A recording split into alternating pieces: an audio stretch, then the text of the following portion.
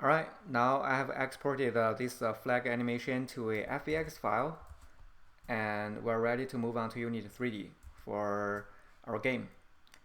Okay, so first I will go to the project assets folder, go to the models folder, and we'll copy the FBX file we just exported and paste it into the models folder, and then go to the texture folder and paste all the texture we have created. Okay, these are the banner and these are the pole texture image. Okay, so we'll copy all of them and paste it to here. And then once you've done for copy both the model and texture, then switch back to Unity 3D. Okay, it'll take a few seconds to load all the textures, and click on Fix Now for all the normal maps. It'll convert the format. Here we go. And then we will drop in our flag, maybe on this building. Okay, around here. So I'll go to the models folder here, and this is the banner we have created, right? By default, the light should be internally black, so I'll just go to the render setting and lighting setting. So I'll go to the scene, and for source I'll use a skybox, and for the color I'll temporarily turn it to a bright blue color so we can see it better. Okay, so now drop in our flag banner to here, and we'll attach it to the building. Okay, as you can see, by default from this side is transparent. I'm not be able to see it, and it will show up from another side. So in Unity 3D, it can only show the positive side of the mesh, and for the negative side, by default, it will make it transparent. And I'll show you how to turn it back later on. So first, we'll select this banner, and we'll rotate it at 180 degree along the y-axis. Okay, and then I will rotate it 90 degree here.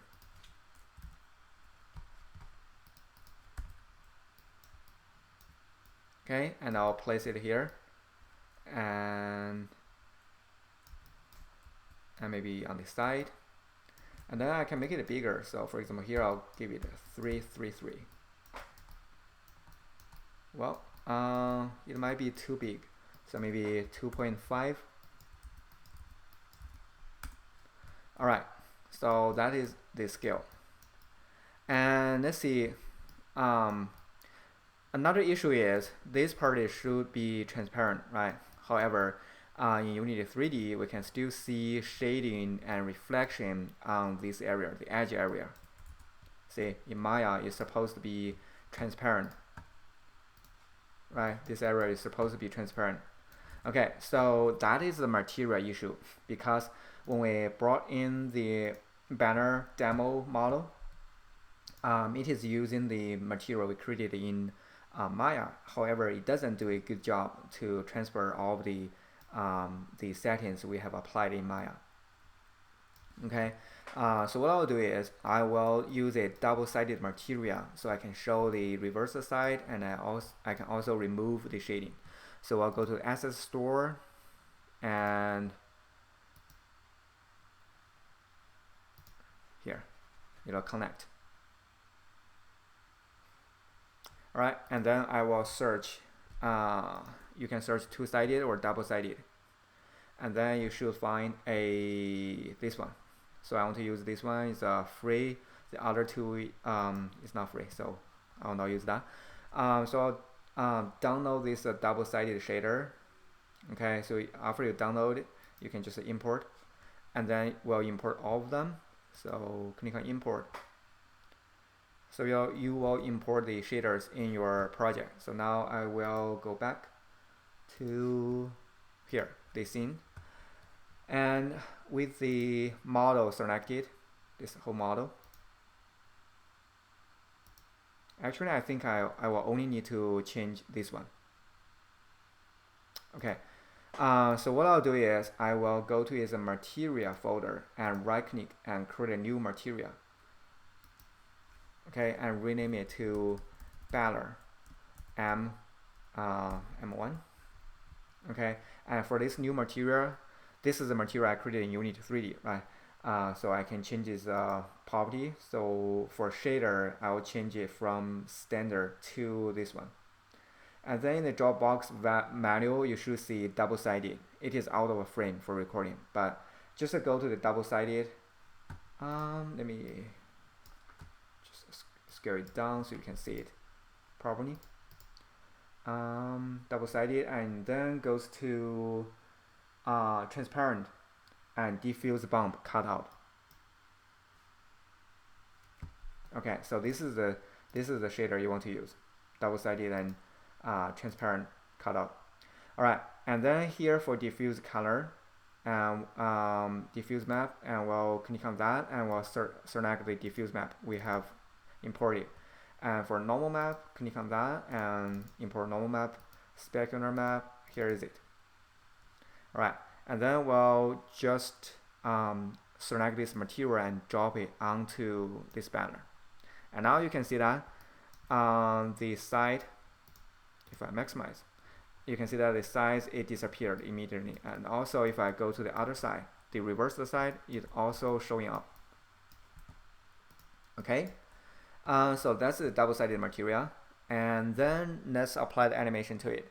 So I'll go to the anime here, and we'll right click and create a animator controller, and we'll rename it to banner anime 1, and double click to open, so it'll open a animator controller tab.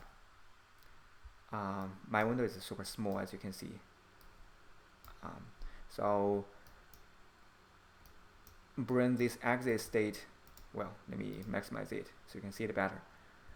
So I'll bring this exit state closer to the entrance state, right? And then I will drop in the banner animation. Oh, sorry. So I'll go to here, the model folder, and select the banner demo. As you can see, in its animation property here, by default, it has the animation clip, which is from frame 125 to 286. So that is exactly the same as the frame range we have created in Maya, right?